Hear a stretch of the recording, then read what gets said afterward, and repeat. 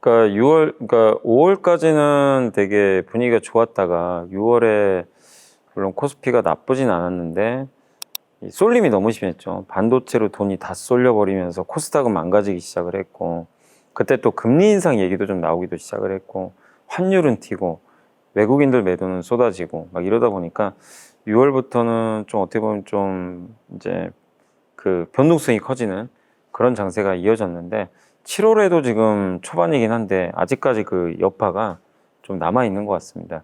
근데 어쨌든 시장 우리가 바라볼 때 삼성전자 하이닉스 실적도 보지만 매크로라 그러죠. 금리, 환율, 뭐 경제 지표 이런 것들도 우리가 좀 바라보기 때문에, 근데 그런 지표들이 한번 점검을 해보면 뭐 우리가 어떤 또 투자 아이디어도 좀 찾아볼 수가 있거든요. 제일 중요한 게 금리인데, 지금 최근에 미국 금리가 좀 많이 올랐었지만 좀 안정화되고 있거든요. 그 이유 중에 하나가 이제 이란과 미국이 지금 종전 협상을 하고 있죠. 이게 곧 아마 뭐 협상이 잘 될지는 모르지만 협상 과정 중에 있으니까. 근데 어쨌든 호르무즈 해협을 개방을 해놨어요.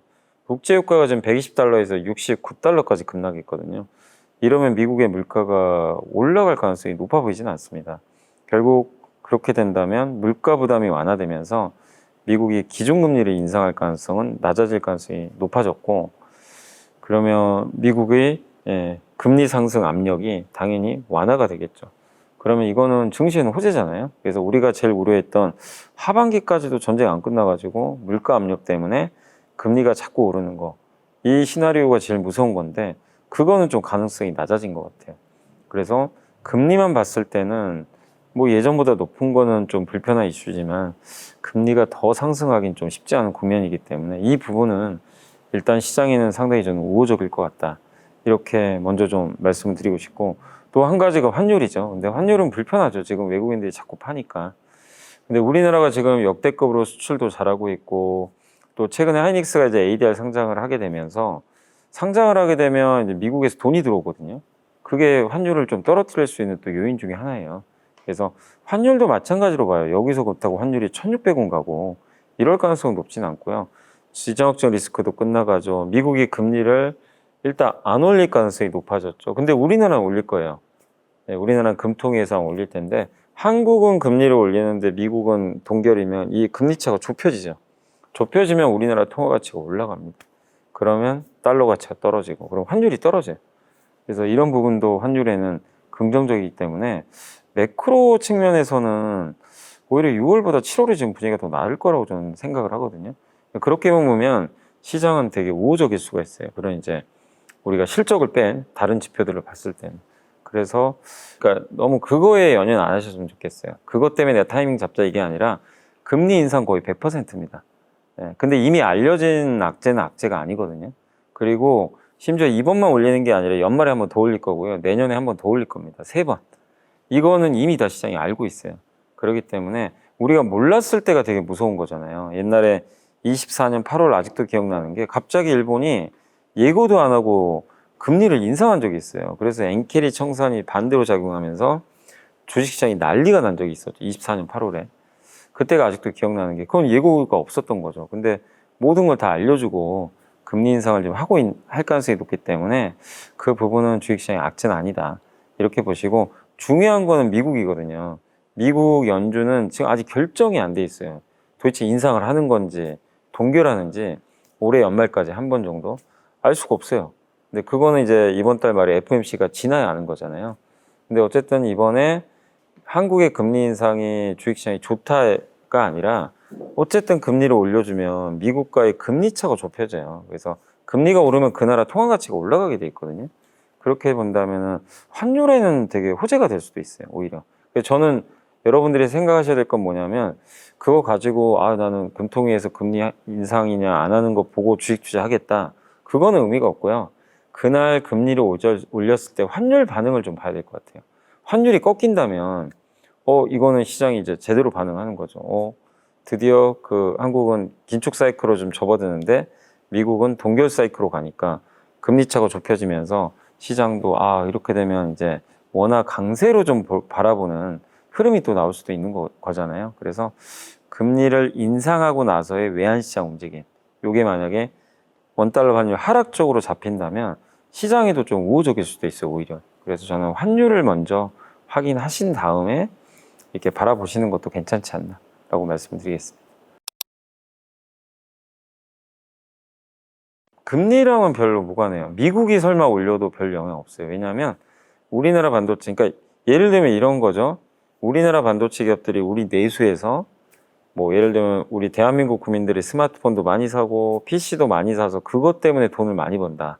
대부분 수익이 거기서 난다. 그러면 금리 인상하면 안 좋겠죠. 아무래도 이제 수요가 주니까, 소비가 주니까. 근데 뭐 지금 우리나라 반도체 기업들은 우리나라에서 반도체 수출하는 게 아니잖아요. 우리나라 그 내수가 아니니까. 그럼 중요한 건 어디죠? 미국이죠, 미국. 미국 소비자들이 아이폰 살 거냐, PC 살 거냐, 이걸 봐야 되는데 미국 지금 그 반도체 수요에 있어서 제일 중요한 게 데이터 센터지. 아이폰이나 PC 수요가 아니거든요. 근데 여기서 금리 올려가지고 만약에 미국에서 금리가 인상돼가지고 소비자들이 나 아이폰 내년에 살 거야. 이러면 물론 그게 좋다는 건 아니지만 그게 반도체 기업들 주가에 영향을 크게 주긴 어려워요. 제일 중요한 건 금리를 올렸는데 아마존이 갑자기 금리 부담돼가지고 나 투자 안 하겠습니다. 이제 데이터 센터 지출 좀 줄일게요. 이러면 이제 끝나버리는 거예요. 사실 모든 게. 정말 이제 그땐 괴로운 하락장이 시작될 수도 있기 때문에 근본적으로는 그거죠. 금리를 이번에 금통위에서 올리는 거는 반도체랑은 좀 사실 무관하다. 이걸 말씀드리고 싶고, 근데 만약에 미국이 금리를 올리면 어떡할 거냐. 미국이 금리 올리면 그것도 역시 부담은 되지만 빅테크가 금리 한번 올렸다고 데이터 센터를 투자한 걸 이제 줄이겠습니다라고 할 것 같지는 않거든요, 개인적으로. 근데 만약에 한다면 악재가 돼요. 그래서 우리가 신경 써야 될 거는 결국 미국의 FMC랑 빅테크들의 반응입니다. 인상을 과연 했을 때 그 지출을 줄일 것인지. 근데 저는 어느 걸 봐도 그 가능성은 높지 않다고 보기 때문에 너무 금리에 민감하게 반응하실 필요는 없고, 지금은 어쨌든 과거에도요, 여러 번의 사이클을 보시면 어떨 때는 금리가 인상기인데도 주가가 오르는 구간이 있었고요. 어떤 경우는 금리 인상 구간에 무너진 경우가 있었죠. 가장 대표적인 게 2022년도에 금리를 엄청 올렸잖아요. 그때 22년도에 우리나라에서는 레고랜드 사태도 한번 터진 적 있죠. 근데 그때 주가 지수 어땠죠? 그냥 무너져 버렸죠. 미국도 망가졌어요. 그러니까 금리로 인해서 성장이 둔화되면서 그때 망가진 거고, 근데 금리가 올라가면서 좋았던 사이클 중에 하나가 가장 대표적인 게 그 2007년도 그때 이제 브릭스를 열릴 때인데, 그때 막 중국 경제가 막 성장할 때, 지금 빅테크가 데이터 센터 짓는 것처럼 중국에 이제 올림픽 개최하고 막 이러면서 또 WTO도 가입하면서 엄청 제조업 투자를 많이 했거든요. 그들이 제조업 투자 많이 하니까 우리나라에서 이제 거기에 부품이나 이런 중간재 공급하는 기업도 엄청 돈 벌었어요. 근데 그때 실제로 금리가 좀 올랐어요. 인상 사이클인데 코스피가 4배 정도 올랐었거든요, 당시에. 그러니까 금리가 오른다고 지수가 안 오르는 게 아니에요. 그러니까 금리 때문에 이익이 감소하면 못 가는 거고, 금리가 오르더라도 그 이익 성장이 나오면 주가 그냥 무시하고 올라버립니다. 근데 지금은 금리가 좀 오른다고 해도 AI 투자 사이클이 끝나는 것만 아니면 이익 성장이 이어지거든요. 그래서 저는 너무 금리, 금통위에 뭐 반도체까지 연결해서 민감하게 반응할 필요는 없다고 생각합니다. 소부장 기업들은 중요한 게 결국 삼성전자, 하이닉스가 공장을 지어야 되잖아요. 빅테크가 짓는 게 아니라 반도체 공장에 들어가는 것들을 납품하는 거니까. 근데 여기도 금리랑 무관해요. 왜냐하면 지금 돈을 삼성 하이닉스가 너무 많이 벌고 있고, 이들도 지금 공급을 안 할 수가 없거든요. 예, 공급이 너무 부족하니까 증설을 해야 되고, 증설 스케줄도 빨리 당기고 있어요. 빨리빨리 짓겠다는 거죠. 그렇게 되면 소재 부품 장비는 좋겠죠. 공급을 늘리면 소재도 많이 들어가고 부품도 들어가고, 공장 짓고 나면은 또 처음에 장비 셋업 들어가야 돼요. 장비 수요도 폭발할 거고, 여기서 끝나는 게 아니라 이제 호남권에 무려 800조 원 들여가지고 반도체 단지를 4개나 지어요. 그럼 거기에는 반드시 반도체 장비가 들어가니까 그 사이클도 이제 다가올 거고. 그래서 소부장은 본격적인 이제 사이클은 2027년부터입니다. 그때 용인의 그 하이닉스의 용인 공장이 그때 완공되거든요. 1차 공사가. 그럼 그때 완공되면 장비 발주가 들어가요. 그래서 진짜 본편은 27년부터 시작할 가능성이 높아요. 근데 올해까지는 공급이 크게 늘진 않아요. 뭐 공장 짓는 것도 시간 걸리니까. 다만 주가가 미리 선행하니까 그런 거 종합해 본다면 금리랑 무관하게 어쨌든 반도체 소부장도 저는 충분히 매력은 있다라고 생각을 하고 있습니다. 근데 이제 주도주가 되려면 여러 조건들이 있어요. 일단 이 그 업종의 기울기라 그러죠. 성장 기울기가 되게 좋아야 돼요. 이렇게 우상향을 해야 됩니다. 이렇게 꺾이면 그건 주도주가 될 수가 없는 거잖아요. 거기에 맞나? 근데 뭐 반도체는 당연히 맞죠. 예, 요게 하나가 있고 대표성이 있어야 돼요. 그러니까 한마디로 그걸 이끄는 주인공들이 시가총액이 정말 커야 됩니다. 반도체는 그걸 완벽히 충족하죠. 둘이 합쳐서 우리나라 전체 60%를 차지하니까. 그러니까 덩치가 커야 돼요. 일단 또 주도주가 되려면. 그래서 안타깝게도 화장품이 주도주가 될 수가 없어요.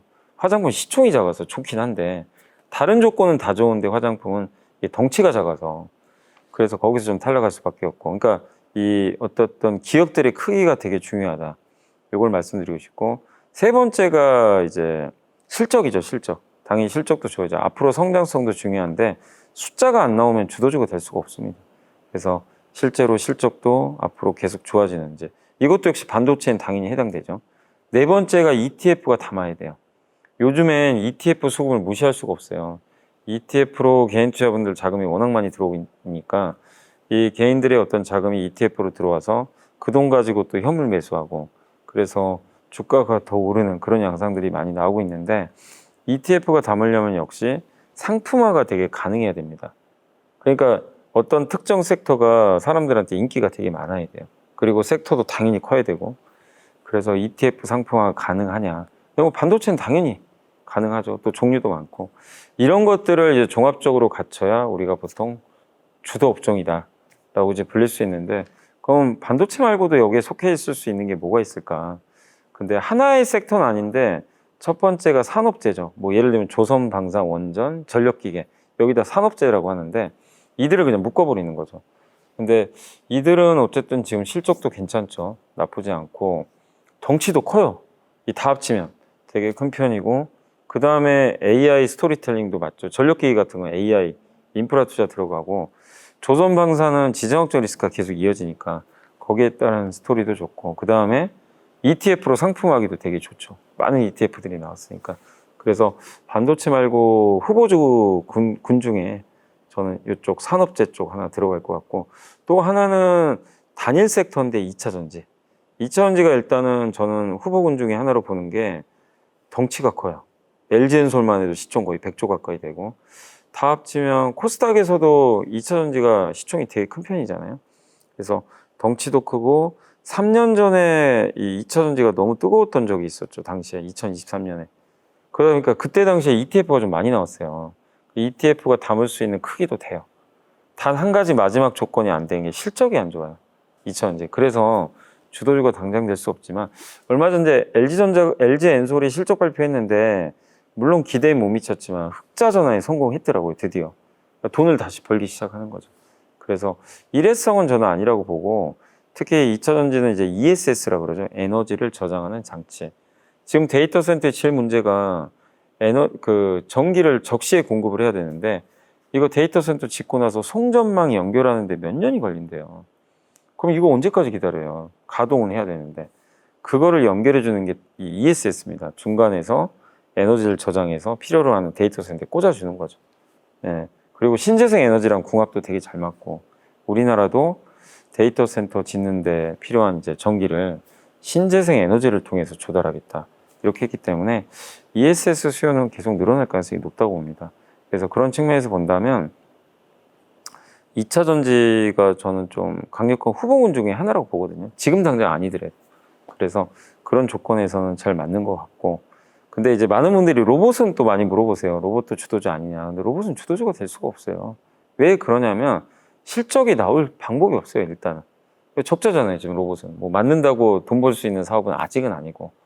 그리고 생각보다 사이즈가 좀 작아요, 아직까지. 현대차 그룹이 물론 있지만 2차 전지나 이런 산업재에 비해서는 아직은 조금 작은 편이고 그리고 이제 마지막으로 ETF도 물론 있긴 한데 종류가 그렇게 뭐 다양하진 않아요. 좀 더 상품화가 돼야죠. 그래서 로봇은 주도주라기보다는 뭐 로봇 같은 경우는 한마디로 삼성 뭐 반도체나 2차 전지나 또 다른 어떤 주도 섹터가 나왔을 때 그들과 같이 갈 수 있는 키 맞추기로 좀 같이 갈 수 있는 파트너는 될 수 있는데 단독으로 뭐 시장을 이끌 수 있는 그런 좀 덩치는 아니다 라고 좀 생각하고 있습니다. 그래서 제 개인적인 생각으로는 어쨌든 반도체, 아까 산업재, 2차 전지 요 세 개가 뭐 시장을 이끌 수 있는 주도주가 되지 않겠냐라고 생각을 하고 있습니다. 금융주도 좋죠, 당연히. 여기도 특히 은행이 시총이 되게 크거든요. 근데 여기는 왜 주도주가 좀 되기 어렵냐면 성장에 대한 그림이 없어요. 뭐 금융주 어쩔 수 없잖아요. 은행은 금리 오르면 돈 벌지만 또 증권주랑 또 합쳐서 얘기하면 증권주는 금리가 떨어져야 더 좋으니까. 그래서 약간 이제 서로 좀 상호간에 좀 이렇게 엇갈릴 수 있는 부분들이 있는데 은행은 시총이나 뭐 또 ETF도 있고 여러 면에서 주도주가 될 후보군은 맞지만 예, 누가 봐도 이게 구조적으로 성장할 수 있는 업종은 다들 아니죠. 좀 답답한 업종 중에 하나죠. 그래서 예, 은행이나 증권도 저는 투자하시는 건 괜찮아요. 주가도 많이 내려왔고 하기 때문에 나쁘지 않은데 시장을 이끄는 주도주 관점으로 접근할 필요는 없다고 봐요. 그래서 뭐 증권이나 은행을 접근하실 때는 적절한 시세 차익도 가능하겠지만 주주환원을 되게 잘해주거든요. 배당 목적으로 한번 투자하시는 게 저는 낫지 않을까라고 말씀드리겠습니다. 근데 차익 실현 물량은 당연히 저는 만약에 그것 때문에 빠진다면 기회로 보고 있어요. 차익 실현 말에 정답이 있잖아요. 나빠서 파는 게 아니라 너무 많이 올라서 이익 실현. 그래서 삼성전자도 좋은 실적에도 빠지는 게 사실은 차익 실현 때문인데 우리가 늘 경계해야 될 거는 결국엔 그거거든요. 이 사이클이 무너져가지고 차익 실현이 아니라 많은 투자들이 삼성 하이닉스에 베팅을 했는데 투자를 했는데 이제 반도체 사이클이 좀 식어가는 것 같다. 별로 안 좋은 것 같다. 이래서 던지면 그거는 이제 문제가 이제 심각해질 수도 있는 부분이잖아요. 근데 단지 많이 올라서 파는 거는 그냥 약간 리밸런싱 하는 그런 의미이기 때문에 그리고 이렇게 팔아놨던 자금들 같은 경우는 또 삼성자이닉스의 어떤 모멘텀이 좀 붙으면 또 재매수도 언제든지 할 수가 있거든요. 그래서 저는 단지 차익 실현에 의한 하락이라면 그거는 오히려 그 용기를 내야 된다. 도망갈 게 아니라 적극적으로 시장에 참여하셔서 그런 기업들이 있다면 좀 이렇게 오히려 저가에서 담아가는 그런 좀 기회로 활용하는 것도 하나의 좀 방법이 아니겠나라고 일단 좀 말씀을 드리고 싶고 어쨌든 제일 경계해야 될 거는 결국엔 투자 사이클이 훼손돼서 그냥 무너지는 거죠. 메모리 반도체뿐만 아니라 그렇게 되면 모든 게 다 무너질 가능성이 있기 때문에 그래서 단지 차익 실현만으로 인한 거라면 너무 염려하지 말자 이렇게 말씀드리고 싶습니다. 근데 이제 레버리지를 뒤늦게 투자하신 분들은 굉장히 힘드실 거예요. 지금 막 주가 지수가 많이 빠지고 있기 때문에 어려울 수밖에 없는데 늘 말씀드리지만 레버리지 같은 경우는 짧게 하셔야 돼요. 정말 이거를 오래 갖고 갈 수 있는 상품은 절대 아니니까 그래서 항상 투자하시고 나서 3일 안에 끊어내시는 게 저는 좋지 않나 이렇게 보고 있고 다만 지금은 이제 레버리지 ETF를 내가 만약에 갖고 있는데 물려 있다면 최근에 주가가 그냥 갑자기 빠져버렸거든요. 충격을 좀 받았기 때문에 쫓아가면서 매도하실 필요는 없고 주가가 반등할 때 레버리지는 어쨌든 정리를 해야 됩니다. 변동성 장세에서 제일 주의하실 게 레버리지예요. 빚을 내서 투자한다거나 2배짜리 상품을 사거나 그거를 맞춰야만 돈을 벌 수 있는 건데 사실 맞출 방법이 없습니다. 예. 하루하루의 변동성 어떻게 예측을 하겠어요. 그죠? 그렇기 때문에 저는 어쨌든 이 레버리지 ETF 또 아니면 빚을 내서 투자하시는 분들 입장에서는 그런 걸 좀 염두에 두시면서 오를 때 레버리지를 적극적으로 좀 청산을 해야 된다. B2는 어쨌든 지금은 되게 위험할 수밖에 없어요. B2는 반드시 좀 자제를 하시는 그런 전략으로 일단 좀 말씀드리고 싶고 근데 그런 게 아니라면 내가 B2가 아니고 일반적인 뭐 내 원금 가지고 투자를 한다거나 그런 분들 같은 경우는 오히려 반대로 내가 물린다고 해도 기한이 정해진 게 아니잖아요. 그러니까 레버리지 투자가 위험한 게 일정 기간 안에 반드시 성과를 내야 되거든요. 오랫동안 기다려주진 않아요. 근데 내 여유 자금이면 뭐 예를 들면 삼성전자 1년 혹시 안 간다 하더라도 버틸 수가 있잖아요. 그 후에 갈 수도 있는 거니까. 근데 레버리지는 시간이 딱 정해져 있어요. 그래서 그 시간에 뭔가 움직이지 못하면 굉장히 큰 손해를 보게 되고 또 혹시 주가가 급나가면 반대 매매까지 나가게 되니까 악순환에 빠지는 거죠. 그래서 레버리지 투자는 어쨌든 계속 조심하시고 내가 레버리지로 투자하지 않으신 분들이라면 어려운 지금 하락장이 이어지고 있지만 주도주 중심으로 해서 계속해서 저가로 좀 모아가는 전략은 저는 여전히 괜찮다라고 말씀을 드리고 싶습니다. 그러니까 7월은 조금 지금 7월 또 첫째 주부터 좀 시장이 별로 안 좋거든요. 계속 좋은 호재에도 지금 반응을 안 해요. 이 얘기는 좀 쉬겠다는 거 필요해요, 되게. AI 인프라 관련된 이건 미국도 똑같습니다. 반도체 기업들이 6개월 내내 달리다 보니까 되게 필요하고 그리고 돈이 여기로 계속 들어와야 가는 건데 최근에 지금 거래대금도 많이 감소했고요. 개인 투자분들의 고객 예탁금이 좀 빠졌어요. 140조에서 118조까지 떨어졌더라고요. 그러니까 이 동력, 이 유동성이란 동력도 약간 이제 떨어지기 시작하는 거죠. 그래서 조금 이런 것들은 불편할 수밖에 없죠. 그래서 위를 당장 열기 뭐 저도 10,000포인트까지는 기대는 하고 있는데 이런 수급 상황하고 어쨌든 시장 분위기에서 당장 만을 열기는 되게 어렵거든요. 그러면은 7월 한 달 정도는 약간의 기간 조정으로 생각하는 게 저는 좀 맞지 않나. 그리고 어차피 7월 이벤트는 다 월말에 많아요. 예, 지금 7월 초에는 삼성전자 실적 발표가 있었지만 중간이 좀 비어 있어요. 예, 그렇게 본다면 7월 말로 갈수록은 또 좋은 모멘텀들이 오히려 반대로 나올 수도 있죠. 예, 그래서 일단 7월 한 마지막 주 전까지는 여러분들이 여유를 가지고 너무 적극적으로 시장이 막 덤벼드셔가지고 막 이렇게 하지 마시고 이렇게 급락을 할 때 천천히 좀 분할로 모아가시고 조심하실 거는 오르는 날은 투자하지 마세요. 막 이렇게 올라갈 때 쫓아가면 요새는 하루 이틀 오르면 그 다음날 빼버리고 또 하루 이틀 뺐다가 다시 올려요. 이게 되게 막 반복되거든요. 근데 반대로 매매한다고 생각해 보세요. 정말 계좌가 아웃돼 버립니다. 비싸게 사서 바닥에 손절하니까. 그래서 그런 장세가 사람 진짜 지치게 만들거든요. 뭔가 무너지진 않는데 주가 오르지 못하고 이제 질질질 흘러내리는 거죠. 이럴 때 많은 분들이 그냥 시장 떠나버려요. 지쳐가지고. 근데 제일 중요한 거는 반도체 업황, 또 반도체 공급 부족. 지금 삼성전자 하이닉스의 실적, 추정치는 앞으로 갈수록 더 올라가고 있거든요. 그런 걸 계산을 한다면 이번 사이클도 결코 끝나진 않은 거죠. 그래서 7월 한 달 정도의 약간 기간 조정 불편하셔도 잘 이겨내시면 좀 좋을 것 같고 7월 말에 모든 이벤트들이 좀 많이 집중되어 있다는 측면에선 7월 말을 좀 반등의 어쨌든 시점으로 좀 염두에 두시고 7월 첫째 주, 둘째 주, 셋째 주까지는 뭐 급하게 하지 마시고 천천히 이게 중요하겠죠. 내가 사야 될 쇼핑 리스트를 만들어 놓으셔야 돼요. 뭘 살 건지가 있어야죠. 아니면 내 포트를 보시고 이걸 좀 우선순위를 정하세요. 아, 얘는 쳐낼 거, 얘는 더 살 거. 이렇게 정리를 하셔가지고 쳐낼 건 과감하게 쳐내고 지금 이렇게 급락장에서는 다 빠지잖아요. 쳐낼 거 쳐내고 아, 요건 사고 싶었는데 올라서 못 샀는데 얘가 빠졌다. 그러면 요걸 이렇게 교체해 주는 거죠. 예, 그런 리스트업을 하셔야 되고 또 하나는 새롭게 살 목록. 예, 공부를 해보니까 이쪽이 좋더라. 그런 것들을 쇼핑 리스트를 또 만드셔가지고 어떤 가격에서 내가 어느 시점에 들어갈 건지도 정해 놓으셔야 그런 걸 정해놔야 막상 왔을 때 투자가 되지. 그냥 막연하게 오늘 MTS 열고 오늘 시장 폭락하네 이러면 사실 사기 되게 어렵습니다. 더 빠질 것 같고. 그래서 계획을 세우셔가지고 좀 지금도 늦지 않았어요. 지금부터라도 계획 세우셔가지고 내가 어떤 기업들을 얼마 가격에 몇 번 정도에 분할을 할 건지 이런 계획표를 잘 세워서 비중을 좀 확대해 나가신다면 뭐 어느 시점에서는 이 조정 구간이 끝나면 또 분명히 주식 투자의 매력이 그거죠. 내가 위험을 짊어질 만큼 보상을 많이 해줘요. 예. 근데 그 보상을 해줄 수 있는 기업을 선택하는 게 좀 어려워서 그렇지. 그래서 반드시 보상은 해주는 경우들이 많기 때문에 이번 7월 한 달은 다음 또 상승을 좀 준비하는 하나의 좀 과정으로 좀 불편하긴 하더라도 여러분들이 잘 이겨내시면서 인내심을 좀 발휘해 주시면 좋을 것 같고 아 이도저도 난 모르겠다 진짜 뭐 사고 팔고도 잘 못하겠고 근데 기업은 내가 봤을 때는 되게 괜찮은 기업들이다 이러면 사실 아무것도 안 하셔도 돼요.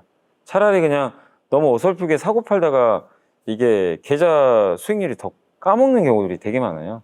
그래서 그런 자신감이 없으면 그냥 내가 기업만 괜찮으면 차라리 7월에 아무것도 하지 마시고 그냥 버텨내는 것도 하나의 저는 좋은 어떤 방법이 아니겠냐라고 말씀드리겠습니다.